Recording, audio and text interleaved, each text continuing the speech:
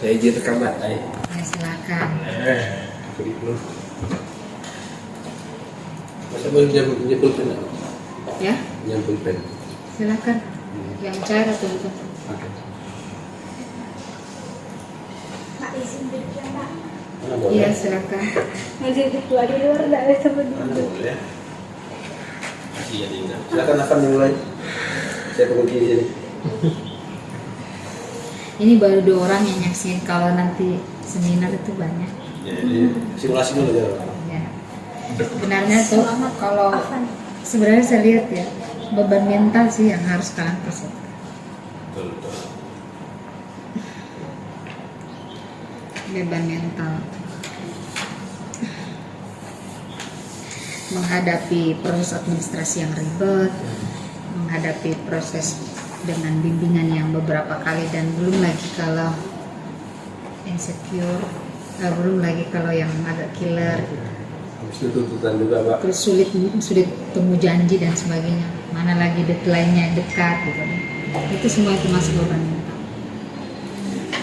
Belum lagi isi rekening kok berkuras terus gitu ya, isi dompet itu kering terus itu semua.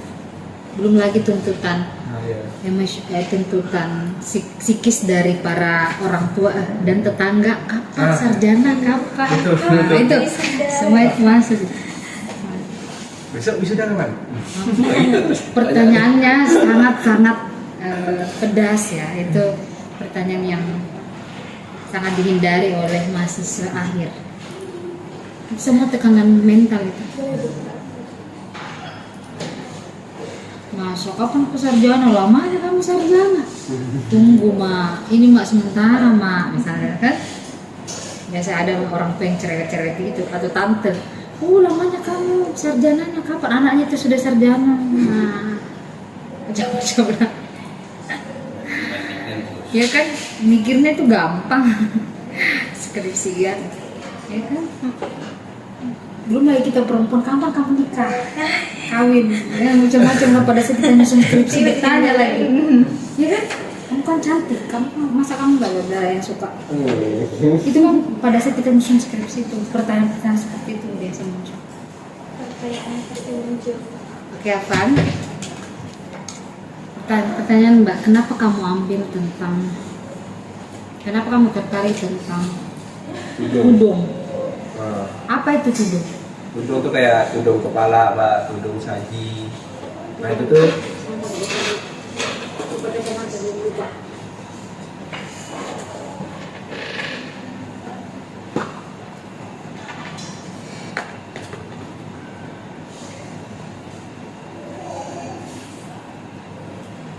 Ya.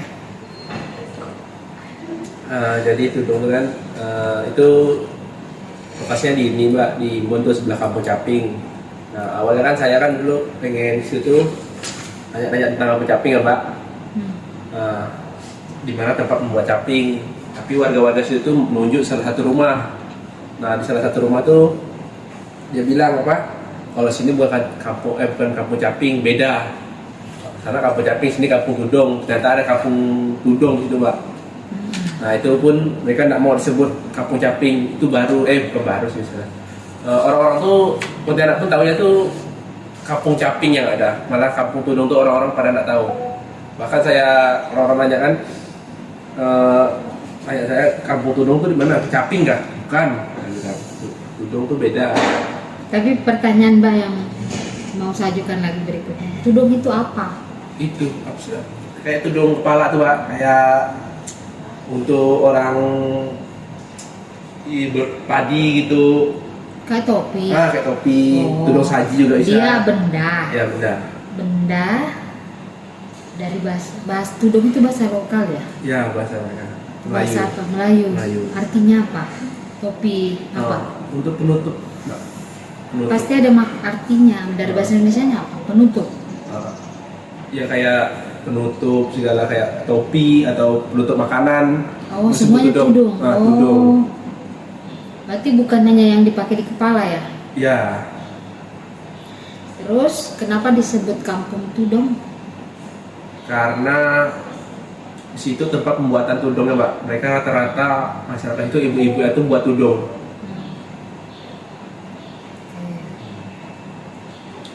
Di mana ini lokasinya? Di Imbun, Mbak. Imbun. Ini? Imam Bonjol. Dekat sini? Ya. Kamu pilih yang dekat-dekat ya. Biar tetap di Ponti Demak. Itu bagian dari strategi. Kamu juga.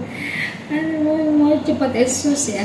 Ya, kalau di pulang kampung lagi nanti Banyak malah malas balik, pertanyaan. Pak. Banyak biaya, lambat juga. Ya, lumayan pulang. Lebih mengefisienkan waktu, efisien biaya.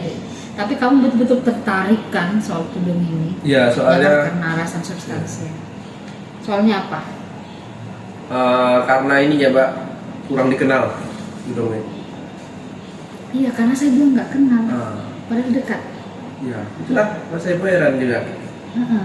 Orang tahunya caping, padahal sebenarnya ada. Caping itu kampung. apa? Caping itu sama kayak tadi tuh, Mbak, sama kayak ini.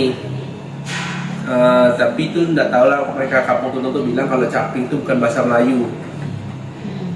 mereka berbeda gitu. Tapi sama sih bentuknya caping. Tapi artinya sama.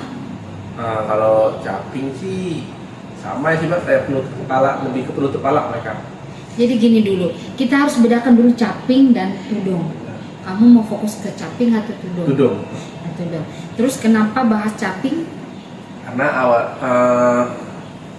karena dua hal ini kan sama, Mbak. Nah, cuma bedanya tuh gimana ya? Kayaknya beda komunitas lah, Mbak, mereka nih. Beda Pelebelan nama kah? berbeda nama.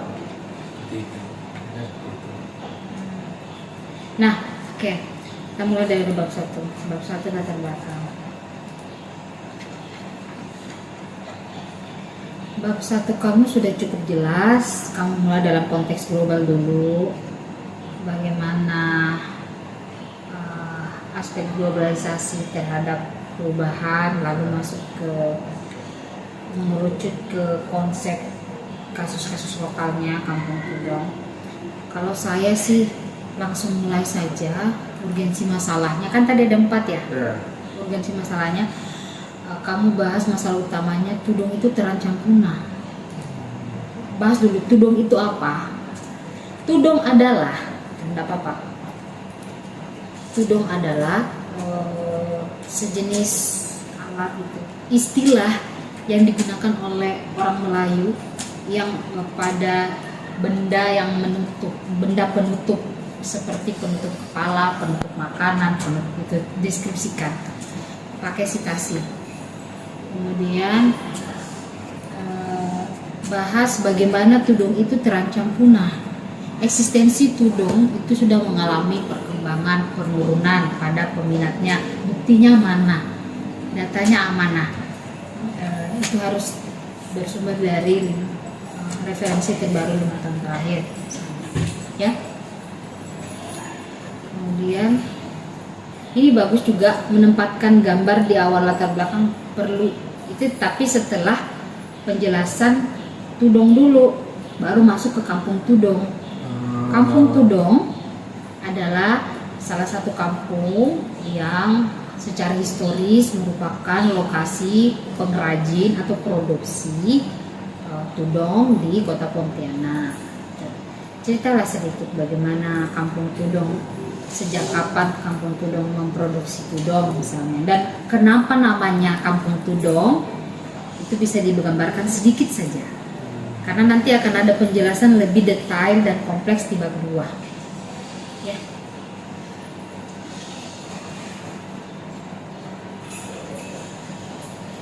Kan pertanyaannya kenapa harus dilestarikan?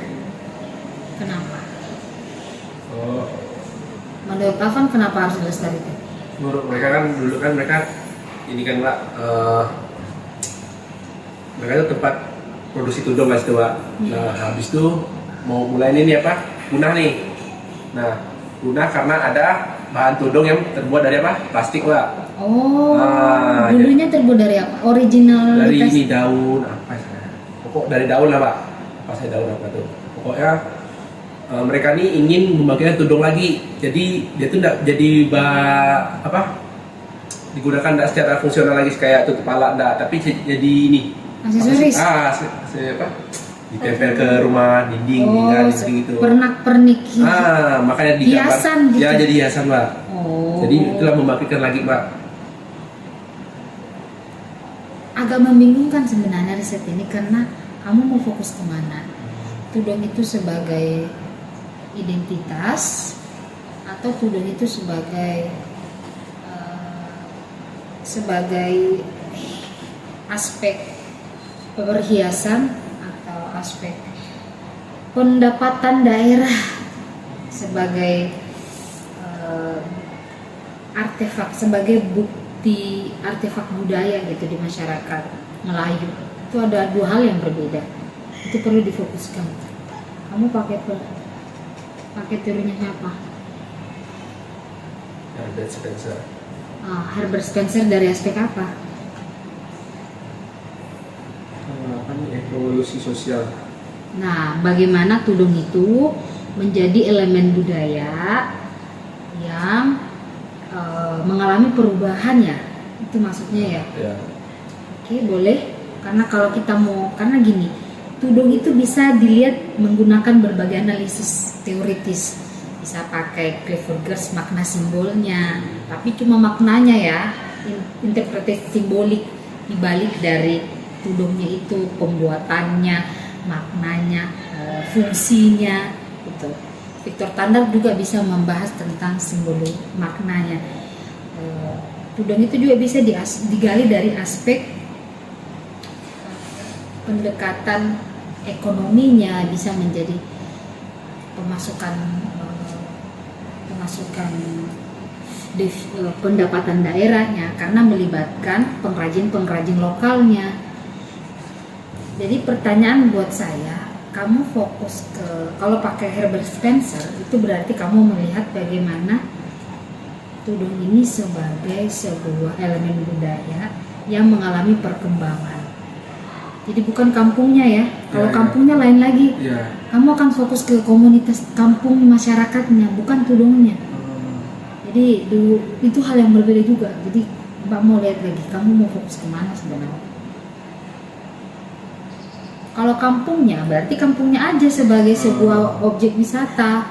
Berarti kaji aspek pemasukan devisa, pemasukan daerah gitu.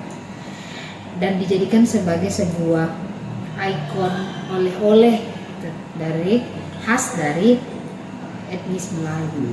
Tapi memang terlepas dari itu semua, memang saya belum tahu kalau ada kampung tudong gitu. Padahal dekat ya, dan artinya belum terlalu terekspos ya, Betul, keberadaan mereka. Pertanyaannya, kalau memang sejak 2000 berapa? 2011 ya? Tadi tahun berapa? Itu ya, Pak. Kerajinan tudong ini diproduksi di kampung tudong. Kamu nggak tahu? Ada di daftar, nggak saya tulis nih Pak. Ada sih Pak. Kenapa 2018an nggak? Pada salah saya 18-19. Lumayan, berarti sudah ada berapa tahun? Siapa yang mempelopori awalnya? Itu ada ibu-ibu di situ, salah satu ketuanya lah Pak. Dia Ketua apa ini? itu komunitas itu di kampung loh. Ada komunitasnya. Komunitasnya apa namanya? Kampung Tudong Kota Pontianak. Itu komunitas atau nama kampung? Itu saya juga bingung Pak. Saya nanya kan ini nama jalannya atau desanya apa ya Bu? Kampung Tudong. Dia bilang. Terus langsung saya tegas lagi, enggak Bu, nama jalannya sini, Bu. Nama desanya atau nama kelurahannya kan? Disebut tetap Kampung Tudong. Terus komunitasnya kampung tudong juga Kampung Tudong namanya? juga. Mungkin nanti saya akan tanyakan lagi ya Pak untuk memperjelas. Mungkin ibu PKK-nya kali, nama PKK-nya atau apa gitu. Emang berapa yang mereka terproduksi? Apa ya Pak? Pokoknya mereka masih tetap memproduksi yang ini, yang apa? Yang untuk orang-orang manen gitu Pak, masih tetap produksi jual ke pasar, karena itu juga dibutuhkan juga. Kalau untuk pernak-pernik itu mereka produksi Pas ada yang pesan baru. Berarti masih skupnya kecil. Ah, Berapa biasa mereka hasilkan dalam per hari? Hari belum tahu sih, cuma untuk harga tuh mereka sesuai dengan apa modelnya. Setiap model beda harga. Susah atau enggak ya? Jadi menurut kamu sudah mengalami perubahan yang tadinya menggunakan tanaman apa? Saya tahu juga. Daun Daun atau batang? Daun. Oh daun ya. Kayak daun, daun kelapa gitu mbak. Dia itu cuma lebar. Daunnya apa namanya? Nggak tahu. Kata saya mbak. Nah, sekarang sudah mulai dialihkan dengan menggunakan plastik. Kalau untuk yang pernik tuh dia pakai kain mbak. Oh, ada kain juga. Kayak kain juga ada, daun juga ada mbak. Plastik tuh karena ini mbak. Plastik tuh karena mereka terancam punahnya kalau pakai plastik tuh. Mereka nggak pakai plastik. Oh. Plastik tuh faktor penyebab punahnya tudung tadi itu mbak. Tapi ada yang pakai plastik. Nggak ada. Di Kampung Turun nggak ada. Nggak ada. Terus tapi di tempat lain ada. Tempat lain kalau plastik ya di pasar-pasar mbak. Cuma ya untuk itu bukan jadi tukang pernik ya kalau plastik. Tapi ada kan berarti ada produksi menggunakan plastik. Di situ aja pak. Di Tudung, di Kampung Tudung. Nggak ada. Nggak ada. Tapi di tempat lain ada. Tempat lain itu di mana maksudnya pak? Maksudnya di Kalimantan Barat. Oh, kalau tempat produksi aja sih kurang tahu mbak di mana. Tapi dijual di pasaran. Nah, biasanya kan ada tuh di toko-toko ini apa, Mbak? Jajanan oleh-oleh. Ya, Jajanan oleh-oleh. di ini apa toko-toko kayak ada jual sapu, ember itu kan Mbak, ada jual tudung saji itu Pak. Oh gitu. Kerajinan. Kan dari plastik. Perabotan. Perabotan. Oh ada dijual dari plastik. Tudung saji tapi.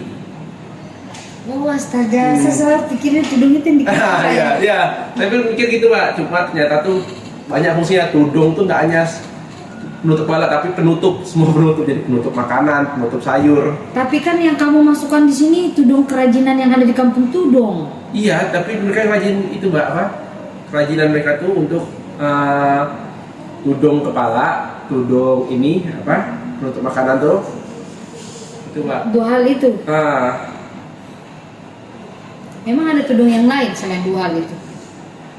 Nggak ada sih, saya nanya-nanya cuma dua hal itu aja yang mereka jawab Mbak. Makanya ada yang bentuknya kecil, ada yang bentuknya sesuai kepala. Makanya kecil tuh untuk nutup sayur katanya. Ya. Jadi harus dipertegas ini fokusnya mau ke Kampung Tudungnya atau ke tudungnya, ya. Ya. Kalau pakai kajiannya Herbert Spencer ya wajar, evolusi budaya ini dipakai. Herbert Spencer itu sosiolog itu. Herbert Spencer. Siapa pembimbing pertama? Pak Ukris. Sudah bertemu sebelumnya? Udah, saya ketemu dia kan mau ngantar surat SK. Oh itu bimbing 2 dulu katanya. Udah. Dan berarti kita nggak perlu ganti lagi Herbert Spencer nih karena sosiolog. Herbert Spencer itu sosiolog. Kalau mau antropolog, kalau evolusi budaya itu ada Marvin Harris. Dia kajian postmodernisme. Marvin Harris ya. Agak bingung kan dia kalau pembimbing beda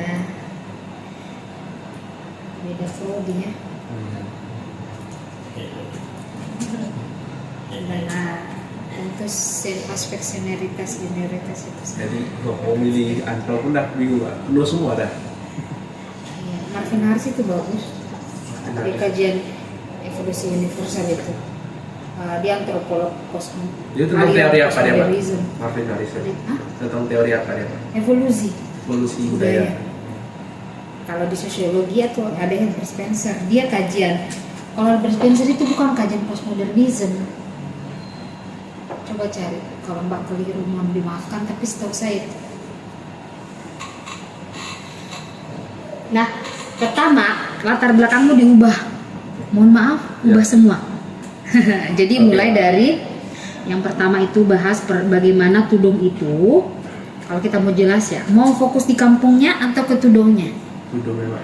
Oke, yang pertama bahas bagaimana tudong itu terancam punah dari aspek budaya dan eksistensinya sebagai bagian dari identitas etnis Melayu. Betul kan etnis Melayu kan? Ya, Kemudian yang kedua, penyebabnya apa? Misalnya kurang minatnya generasi muda, kurang dampak modernisasi sudah pasti. Kurang regenerasi juga, mungkin pengrajinnya sudah mulai pada tua dan tidak diwariskan ke. Oh iya iya. Benar nggak itu? Betul, karena anak-anak penerusnya tuh malas untuk belajar membuat lagi betul. Itu penyebabnya. Lalu dampaknya memudarnya identitas budaya mereka sebagai etnis Melayu. Dan urgensi masalahnya ya ini penting untuk ditelusuri, ditemukan dan didokumentasikan untuk mempertajam analisis perubahan transformasi tudong agar tetap eksis gitu. Itu kamu diuraikan di awal latar belakang. Itu kan langsung pembaca langsung baca, oh iya ya betul ya. Ini pentingnya riset itu di awal. Kamu deskripsikan minimal 350 kata sampai 600. Satu citasi, satu paragraf minimal dan sisanya analisis. Ya.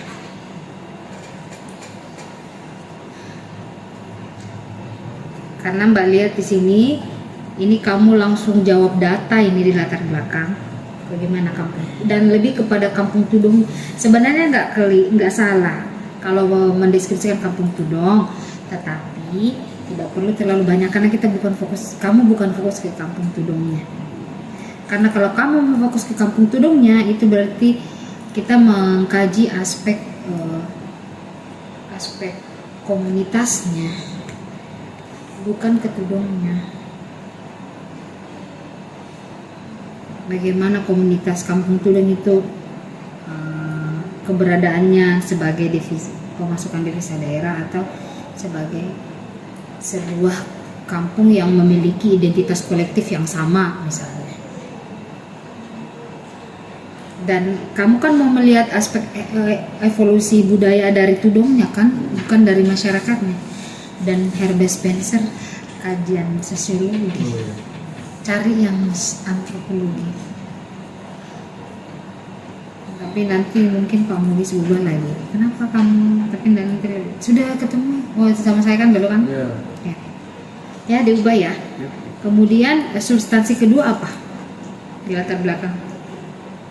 Masih ingat nggak kalian berdua? Urgensi gap. Ya, gap penelitian. Jadi uraikan beberapa hasil temuan sebelumnya yang serupa dengan tudong. Mungkin istilahnya berbeda di daerah lain. Mungkin pada etnis Jawa beda, pada Dayak beda. Hasil penelitiannya siapa yang terbaru? Tidak perlu terlalu banyak, cukup 2 kalimat, 3 kalimat saja. Uraikan minimal 3 hasil riset, maksimal 5. Lalu yang berbeda, lalu kamu paparkan kesenjangan dengan penelitian kamu ini di mana. Kalau ada penelitian yang sudah dilakukan juga pada etnis Melayu, bedanya dengan penelitian kamu itu di mana? Kalau sudah ada juga orang yang meneliti pada etnis Melayu tentang tudong, lalu yang kamu tawarkan mana? Apa yang beda? Lalu masuk ke substansi ketiga, novelty, kebaruan.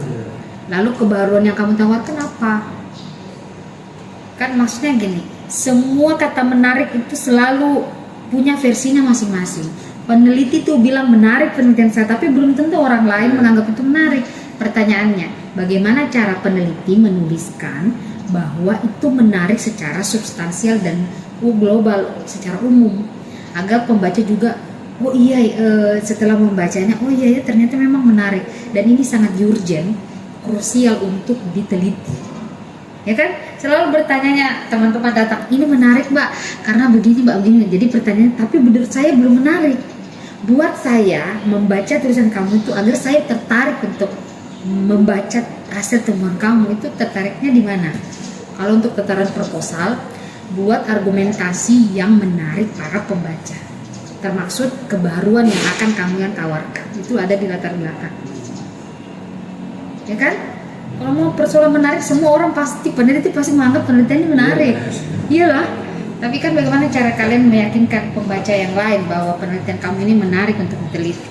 Dan itu ada di latar belakang proposal. Ya. Dan terakhir substansi di latar belakang apa? Satu jam yang lalu. Tujuan. Ya betul. Tujuan. Urgensi penelitiannya apa? Penelitian relevansinya apa? Nah setelah tadi kamu sebagai peneliti itu boleh ya kita membanggakan atau berasumsi bahwa penelitian kita ini beda dari yang lain. Lalu bedanya di mana? Dengan mendeskripsikan relevansi penelitian ini apa? Untuk apa? Untuk ya tentu mempertahankan identitas masyarakat etnis Melayu, kemudian untuk apa lagi? Untuk menjadi bahan diskusi untuk para komunitas Melayu yang ada di Pontianak. Ada kan komunitasnya kan? Ya. Ada komunitas Melayu. Oh, komunitas Melayu. Ini ya sih apa? MABM tuh. Ada kan? Majelis Adat Budaya Melayu. Berarti ada. Berarti itu menjadi sebuah kajian buat mereka bahwa tudung ini perlu dipertahankan. Itu bagian dari job desk ya. Bagian dari tugas mereka sebagai komunitas kan? Teorinya lupa. Kamu jangan lupa sebelum tujuan tadi kamu kaitkan dengan teori cari Marvin Harris. Setahu saya itu dia kaitannya di mana? Teori apa yang kamu pakai, dan ini juga menjadi bagian dari mungkin baru pertama yang teliti di Kalbar mungkin itu asumsinya Mbak, dan itu bisa kamu paparkan di latar belakang ya. Ada pertanyaan di latar belakang?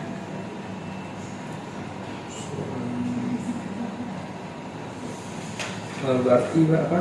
Latar belakang ini dia cukup 300 sampai 340 sampai 600 jumlah kata. Jumlah kata ya. Minimal, jadi nggak ada ketentuan ya yang baku mengenai jumlah kata. Hanya saja ini tips dari Mbak saja supaya itu tulisannya nggak mengambang kemana-mana, baru tidak ada fokus. Terlalu banyak deskripsinya, terlalu panjang, tapi esensinya tuh sama aja diulang-ulang. Itu umumnya minimal 800 sampai 1000 kata secara keseluruhan di latar belakang. Jadi kalau Mbak bagi menjadi 4 substansi, umumnya 350 kata satu substansi.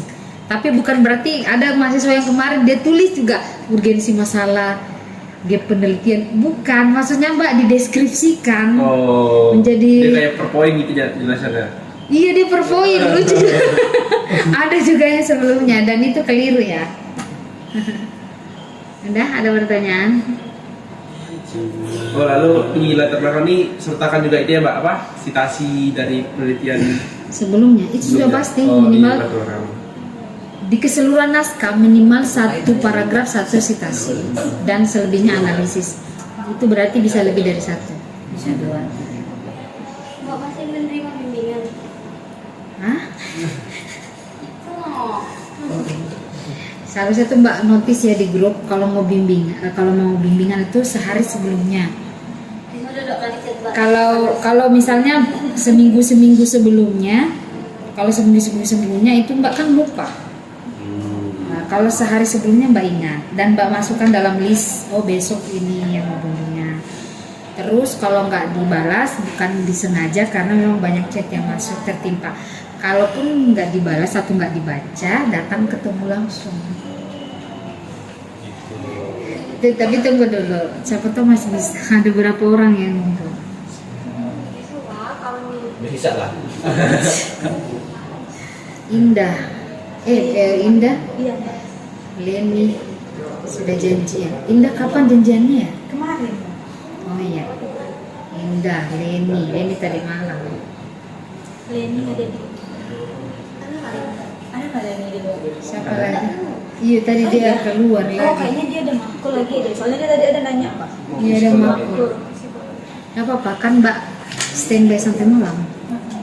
Masih sampai sore. Masih bisa.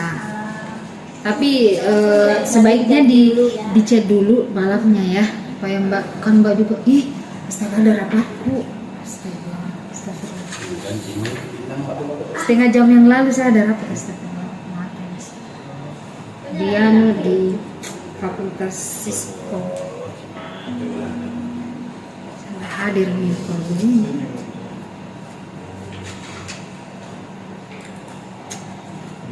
Ya, sampai di mana tadi? Sudah jelas? Nah, oke Pak. Tapi untuk dokumentasi latar belakang ini tetap atau diubah? Tetap bagus, sudah sesuai juga. Oh, tapi dijelaskan dong gambar ini apa setelah keterangan sumber itu, Oh iya. biar pembaca juga paham. Jadi sebenarnya dokumentasi itu tidak hanya sekedar ditempel aja gitu, Oh, tapi iya. dokumentasi itu adalah data yang mendukung penjelasan, deskripsi naskah yang ada di dalamnya. Nah, sekarang identifikasi penelitian. Tolong ditambahkan identifikasi penelitian lebih mendalam lagi, misalnya kurangnya regenerasi pengrajin tudong, itu bisa. Kemudian minimnya dukungan kebijakan atau pemasaran digital terhadap produk tudong misalnya, ya kan? Jadi kan itu kan bagian dari strategi pemasaran kan. Kalau tidak ada pemasaran digital kan kita nggak kenal tudong itu apa, bahkan dekat sekali kampungnya kita nggak tahu, dekat dari hutan.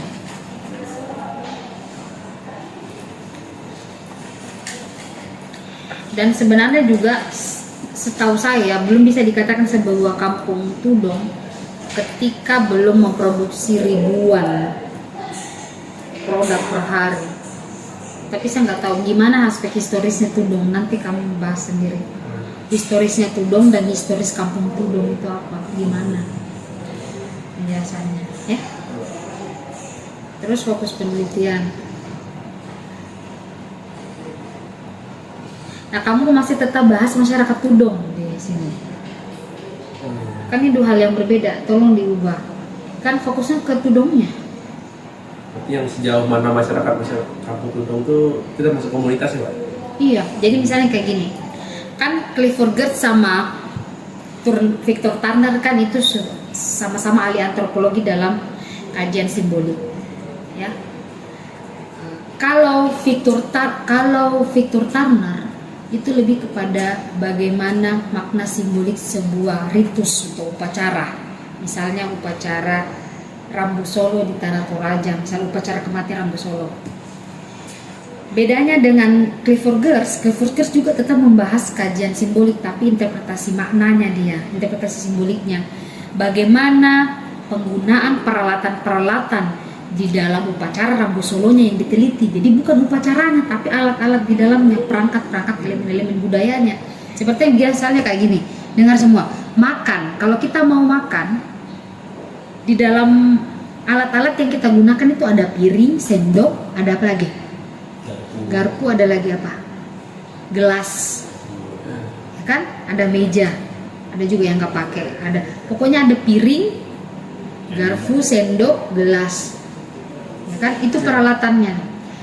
Kalau Victor Turner itu meneliti, melihat bagaimana budaya makannya, makna di balik makan. Tapi kalau Clifford Geertz bagaimana fungsi alat-alat makannya. Sama-sama meneliti tentang makna, tapi dari perspektif yang berbeda. Begitupun juga ini mengenai tudong dan kampung tudongnya.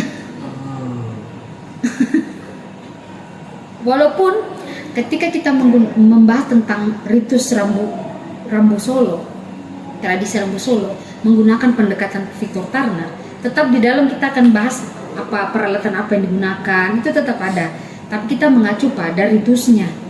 Kalau kita pakai kajian Clifford Geertz, kita mengacu pada peralatannya dulu, peralatan-peralatan yang digunakan dalam ritus Rambu Solo, baru kita bahas Rambu Solonya, kayak gitu. Jadi kalau mau bahas tentang tudongnya, berarti kita mulai dari tudongnya, baru ke kampung tudongnya. Tapi kalau kita kamu membahas kampung tudongnya, itu hal yang berbeda. Walaupun di dalamnya kita akan kaji tetap tudongnya, paham ya? Tentukan mau bahas tudongnya atau kampung tudongnya. Mau bahas apa supaya jelas? Tudung nggak? Tudong. Apa tudung sih? Hah? Tudung. Tudung. Pakai O. Bagaimana bahasanya? Tudong Tudong. gitu kan. Tudong. Tudung. Kalau redaksinya, intonasinya? Tudung. Tudong. Tudung. Bukan tudung ya, tudung ya. Tudung. Apa? Seingat tudung. Iya, tudung itu kayak jilbab ya, bukan? Nah. Ciput. Ya, itu. Ciput. Kayak ciput, Kan? tudung. Tudung. Tudung kan Malaysia kan tudung. Iya. U sama O. Beda ya? Iya, beda Ah. Pak. Tudung sahaji. Tudung Tudung saya. pala. Oh iya, benar. Betul lah. Dan kamu melihat tudong sebagai bagian dari elemen budaya dari aspek evolusi budayanya ya, Ya. bukan dari aspek yang lain. Ya. Bisa dari makna simboliknya keyboard bisa tetap bisa juga bisa dari berbagai perspektif. Oke, berarti diubah dong, fokus penelitiannya diubah, rumusan masalahnya pun juga seperti itu.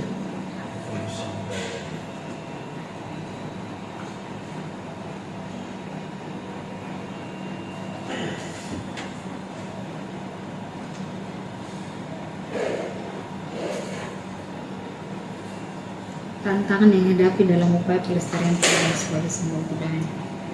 Sebenarnya ya, kalau kita mau kaji dari aspek identitas budaya itu sangat umum menurut saya. Jadi tidak hanya sebagai simbol identitas budaya aja, tapi kita seharusnya lebih kepada hal yang lain misalnya transportasi fungsinya, jadi tidak hanya sebagai identitas, kemudian makna nilai budayanya, karena kan bisa jadi tudung ini dulunya dipakai untuk prosesi tertentu misalnya, sekarang udah nggak lagi karena prosesinya udah nggak dijalankan lagi, Ya. kan udah nggak dilaksanakan lagi, jadi sekarang itu sudah beralih fungsi, menggunakan hanya sebagai hiasan gitu, pajangan. Tapi kalau di ini siapa tahu digunakan oleh masyarakat yang lain kayak Mempawah itu kan pergi bertani, berkebun, ya enggak sih? Iya, itu kalau yang ini nggak ada apa, nggak ada hiasan-hiasannya. Tapi Ya, kan polos. sama-sama tudong. Iya. Nah itu dia maksud saya, karena itu berarti tudong yang Afan maksud ini dan diproduksi oleh Kampung Tudong ini sifatnya untuk dikomersilkan. Dikomersilkan itu dijual. Oh iya. Bukan digunakan dalam kehidupan sehari-hari. Tidak. Nah, tapi tudung yang hadir masih juga digunakan sebagai penutup kepala pada saat bertani atau berladang. Itu mereka banyak untuk ini. Apa? Layan, karena kan isu layan, Pak. Ya, tapi kan sama-sama tudung. Iya. Ah, berarti Karena pun diperjualbelikan juga, Mbak, yang untuk dipakai kan. yang untuk berkebun dan bertani. Lebih Berladang. banyak jarang sih mereka pakai, lebih banyak diperjualbelikan daripada dipakai. Oh, itu datanya dari mana? Mereka yang bilang seperti itu. Jadi Afan sebagai akademisi temukan datanya yang akurat berdasarkan temuan ya. Jadi saya mau Afan temukan data penggunaan tudung ini di Kalbar ya. Jangan di Pontianak aja tapi di Kalbar kan, walaupun kita telitinya di Pontianak, tapi saya mau datanya sebagai acuan kamu untuk melihat bagaimana eksistensi tudung. Mungkin yang Afan maksudkan itu yang diperjualbelikan, dikomersilkan, bisa jadi dalam bentuk uang gitu, pemasukan juga, menjadi sumber mata pencarian, ya kan? Tapi kan bisa jadi di daerah-daerah, di desa-desa di Kalbar itu masih menggunakan sebagai itu, penutup kepala pada saat berladang. Kemarin waktu Mbak riset di perbatasan Indonesia Malaysia di Dayak Bidayuh, masyarakatnya aktivitasnya pagi ke ladang, sore balik dari ladang, mereka pakai penutup kepala seperti tudung kok. Tapi warnanya nggak variatif sesuai dengan dokumentasinya apa. Mereka cuma pakai itu kayak bambu gitu kayak ini. Warna-warna kayu gitu. Iya. Mereka pakai kok pergi dan pulang dari ladang. Artinya apa? Artinya tudung pun juga masih dipakai dalam berladang dan juga bertani gitu. Ya, teman bukan datanya bukan berdasarkan pernyataan. Kalau memang pernyataan masyarakat di Kampung Tudong ya jelas, pasti mereka bilang sudah tidak ada karena kan nggak ada sawah, Oh, nggak iya. ada ladang, mau pakai kemana? Iya kan? Iya apaan ya? Jadi ubah konteksnya bukan hanya ke masyarakat Kampung Tudong. Kamu mau riset di lokasinya di Kampung Tudong, Iya. Rencana awalnya lah. rencana awalnya gitu. Berubah sih. Itu. Ah gitu. Ini bab 2-nya juga belum. Pertama belum cukup layak untuk diseminarkan. Simbol budaya itu apa? Kenapa simbol budaya jadi substansinya? Nah belum. Saya lihat manfaat penelitiannya juga, manfaat penelitiannya.